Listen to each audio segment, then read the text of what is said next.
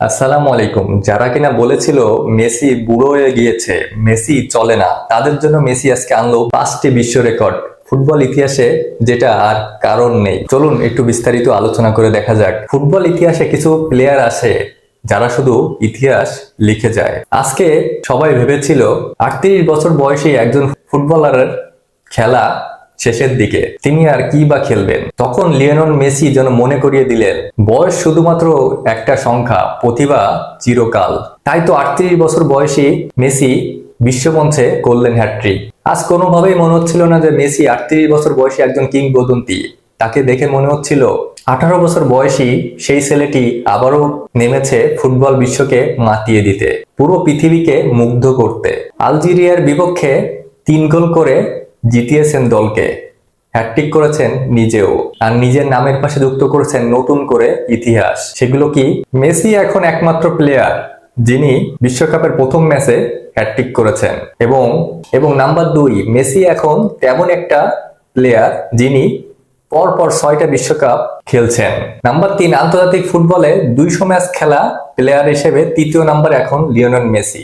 এবং নাম্বার 4, আর্জেন্টিনার হয়ে সর্বোচ্চ গোলদাতা এখন লিওনেল মেসি। এবং মিরোস্লাভ ক্লোসার সমান 16 গোল করে তিনি আর 1 গোলের দূরত্বে আছেন সর্বোচ্চ গোলদাতার ইতিহাস রচনা করতে। আর একটা গোল হলে হয়ে যাবেন তিনি ফুটবল বিশ্বকাপের সর্বোচ্চ গোলদাতা মালিক।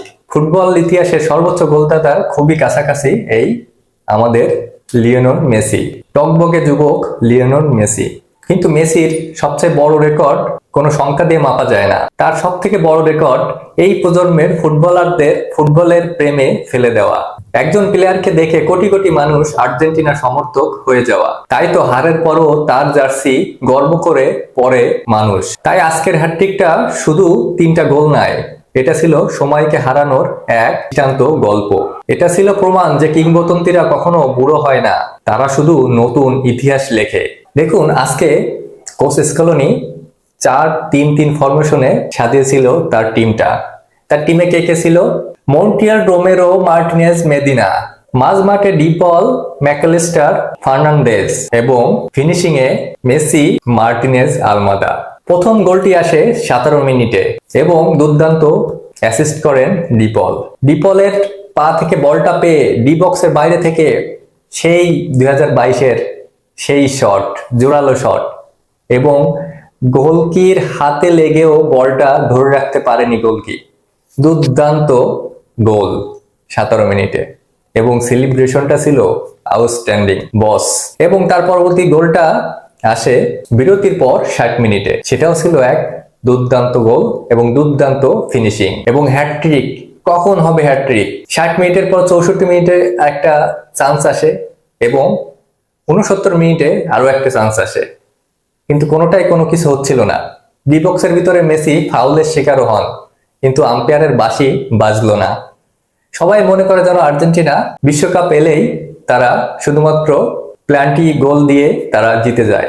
কিন্তু আজকে আম্পায়ার সেটা ভুল প্রমাণ করলো যে না, আর্জেন্টিনা আজকে কোনো প্ল্যান্টি দিবই না, প্ল্যান্টিতে আমাদের কোনো কিছু আসে যায় না। 3 নাম্বার গোলটা মেসি করলো 76 মিনিটে এবং গঞ্জালাসের অসাধারণ অ্যাসিস্টের মাধ্যমে। চোখে লেগে থাকার মতো গোল ভাই, চোখে লেগে থাকার মতো গোল। দুর্দান্ত ফিনিশিং করলো এবং হ্যাটট্রিক করে মেসি সবাইকে বুঝিয়ে দিল, আমার বয়সটা মোটেও 38 না, আমি এখনো সেই 18তেই পড়ে রয়েছি। মেসি যখন 79 মিনিটে উঠে যাচ্ছে, তখন গ্যালারি থেকে সবাই মেসি মেসি হুঙ্কার, সবাই তাকে দাঁড়িয়ে করতালির মাধ্যমে সম্মাননা জানালো। তাই তো শেষে বলতে হয়, ফুটবলের বইয়ে অনেক অধ্যায় আছে, কিন্তু লিওনেল মেসি নিজেই পুরো একটা বই। আর আজ 38 বছরের মেসিকে দেখে সত্যি মনে হলো তার বয়স 18। কেমন লাগলো ভিডিওটি জানাবেন, ভালো লাগলে পাশে থাকবেন। ধন্যবাদ।